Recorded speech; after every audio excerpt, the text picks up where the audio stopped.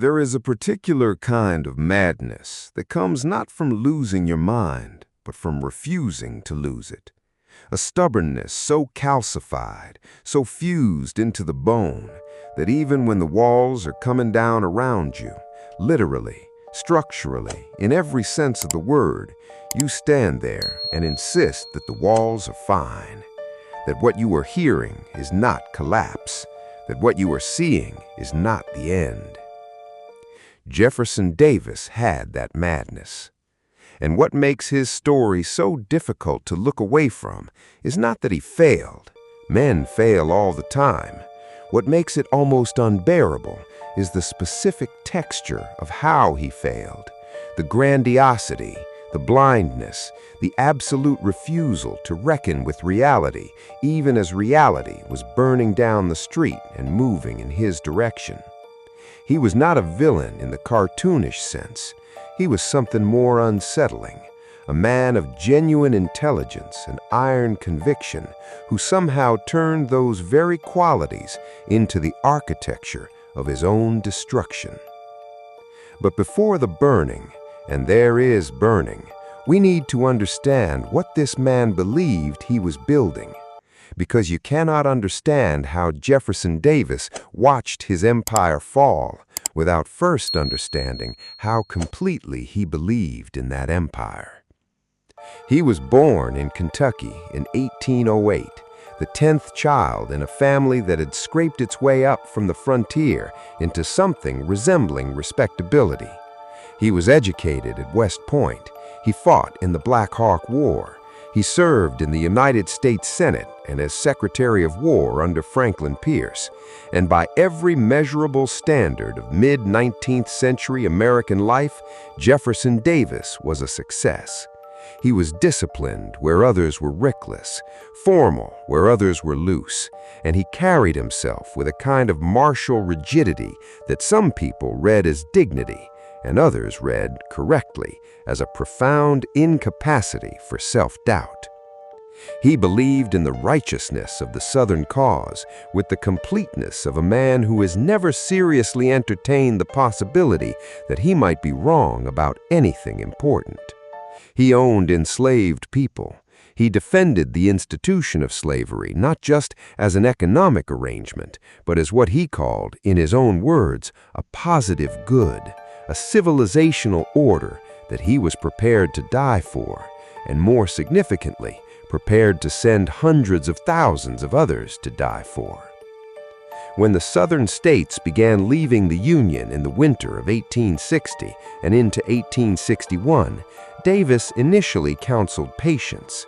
He gave a farewell speech to the United States Senate on January 21, 1861, that was by all accounts something remarkable to witness. Men wept. Women in the galleries pressed handkerchiefs to their faces. Davis himself appeared to struggle with emotion, though whether that emotion was genuine grief or the theatrical performance of a man who understood the power of the moment is something historians still debate. He walked out of that chamber and into a different country that did not yet exist, and within weeks he was standing in Montgomery, Alabama, being sworn in as the President of the Confederate States of America. What he felt in that moment, no one can say with certainty, but the evidence suggests he felt something close to destiny. He had not sought the presidency of the Confederacy. He would later say, preferred a military command.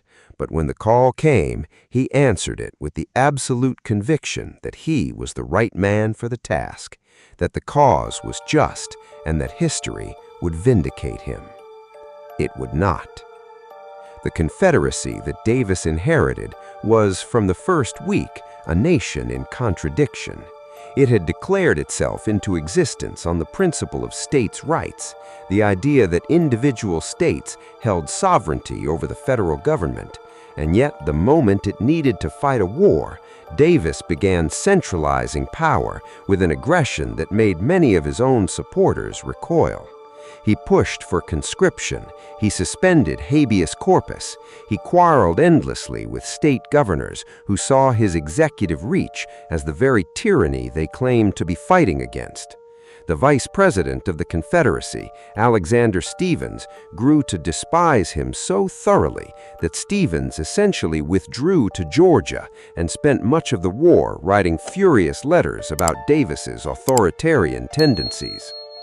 This is the strange loop at the heart of Jefferson Davis's leadership. The man who was supposed to embody the principle of limited government became, in practice, the kind of leader that principle was invented to constrain. And yet, for a time, a genuinely long time, it seemed like he might pull it off. It was a fantasy, and they told him so. Not in those words, perhaps, but the meaning was plain. The soldiers had families. They had homes, or what remained of homes. They had endured 4 years of slaughter on the promise that it meant something, and now they were being asked to endure indefinitely on the promise that someday it might mean something still. They declined. Davis continued south with a diminishing retinue, moving through Georgia, his destination unclear even to himself. There was talk of reaching the Trans-Mississippi Theater, where Confederate forces under General Edmund Kirby Smith had not yet surrendered. There was talk of reaching Mexico, where Emperor Maximilian supposedly held sympathetic views. There was talk of reaching the coast and booking passage to England or Cuba, or anywhere that was not here, not this, not the rubble of what had been. What there was not talk of, not once in any of the available records, was accountability. Not a single document from this period suggests that Jefferson Davis sat down and asked himself with genuine openness where he had gone wrong, what decision had been mistaken, what different choice might have led to a different outcome. The thing he had built was burning, and his impulse was not to understand why, but to find somewhere else to build it again. He was captured on the morning of May 10, 1865, near Irwinville, Georgia. The circumstances of the capture would generate, in the days that followed, one of the more effective propaganda moments of the immediate post-war period. Union troopers from 2 separate cavalry units had converged on the camp in the pre-dawn darkness, and in the confusion, Davis had reportedly grabbed a garment belonging to his wife, Verena, in the darkness. Some accounts say it was a shawl, others a waterproof cloak. Northern newspapers ran with it immediately, publishing cartoons of Davis attempting to flee in women's clothing, the implication being that the great champion of Southern martial honor had, at the decisive moment, reached for a dress. The truth was considerably less dramatic, as the truth usually is. Verena Davis herself later wrote that her husband had simply grabbed the nearest garment in the dark, mistaken it for his own, and had discarded it almost immediately when he realized the error. The cartoons ran anyway.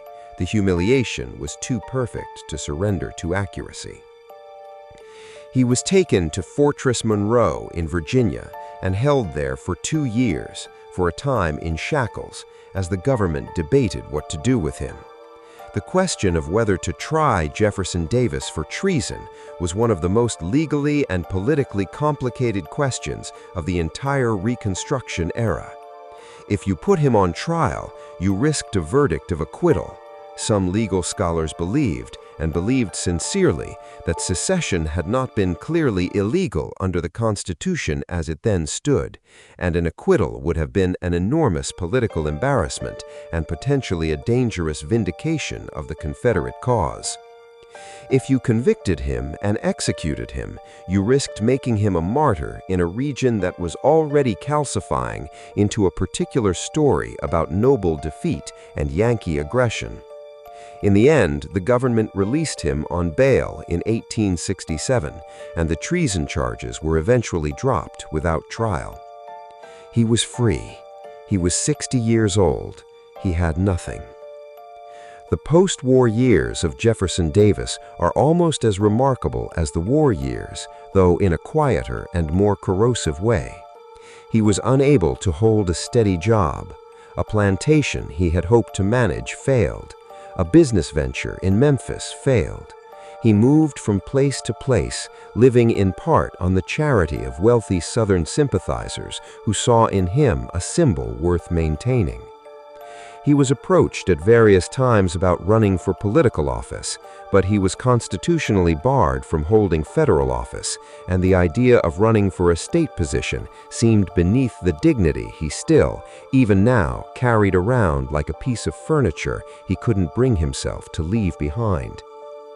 He eventually settled at a Mississippi estate called Beauvoir, given to him by a widow named Sarah Dorsey, who admired him with an intensity that Verena Davis found, not unreasonably, uncomfortable. There he wrote his memoir, a massive 2-volume work titled The Rise and Fall of the Confederate Government, which is one of the most revealing documents in American political history for reasons its author did not intend. Because Davis, across 1,200 pages, managed to blame virtually everyone for the fall of the Confederacy, except Jefferson Davis. State governors who had undermined conscription, generals who had failed to execute, the Confederate Congress which had been obstructive, the people of Georgia who had not resisted Sherman sufficiently, the border states who had not committed fully enough. He wrote with the fluency of a man who had spent years perfecting his grievances, and the result is a document that reads, in places, like the testimony of a man who had watched someone else's empire burn. He died in December 1889 in New Orleans at the age of 81, having lived long enough to watch the lost cause mythology solidify around the Confederacy like amber around an insect. The defeated South was in the process of constructing a story about itself, a story of noble sacrifice, of a civilization destroyed by superior numbers rather than by the bankruptcy of its moral premises, of a people who had not been wrong but only overwhelmed. Davis did not invent this mythology, but his memoir gave it intellectual scaffolding, and his physical survival, his continued presence among the Southern people through the 1870s and 80s, gave it a living symbol. Monuments went up, schools were named, counties and cities acquired his name across the South. The Davis who was commemorated in bronze and granite was a Davis who had been smoothed of his contradictions, not the querulous, blame-distributing, strategically inflexible executive who had presided over the collapse of his government, but the stoic president who carried an impossible burden with dignity and grace. The real Jefferson Davis was stranger and more interesting and considerably more troubling than the statue. What persists after you have read everything, after you have walked through all the evidence and the contradictions and the specific granular disasters of his leadership, is a question that does not have a satisfying answer. Did he know, at some level, in some part of himself that he was never willing to expose to the light, did Jefferson Davis understand that what he had built was wrong, not just strategically, not just tactically, but at the root, in its purpose, in the institution it existed to protect and extend? Did he understand that and choose not to know it? Or was he, to the last, genuinely convinced that he was right? The records do not say. He was not a man who wrote in that direction. He was not a man who opened that particular door in his correspondence, or his memoir, or his public speeches. The closest he ever came to something like remorse was a statement he made late in life, in which he said he was sorry for the suffering the war had caused, but he was not, he was careful to add, sorry for having fought it, because the cause, he maintained, had been just. He believed that to the end, or he said he did.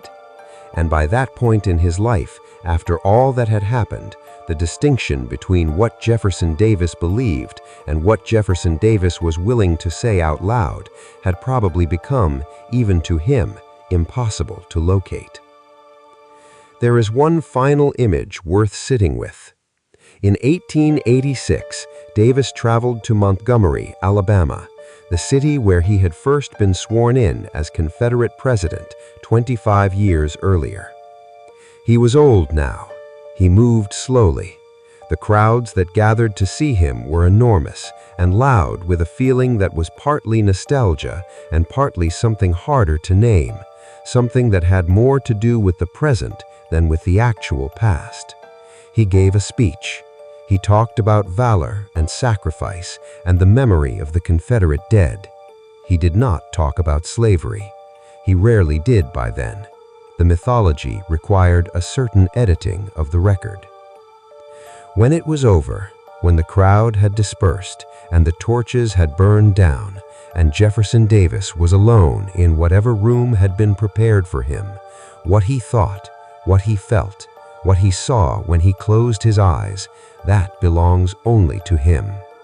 He took it with him when he died, into the marble tomb where his body now rests in Richmond, the city his government had abandoned in the dark, the city that was burning while he was on a train heading south. His empire is gone. What remains is the argument about what it meant. And that argument, it turns out, is the one thing Jefferson Davis built that has not yet finished burning.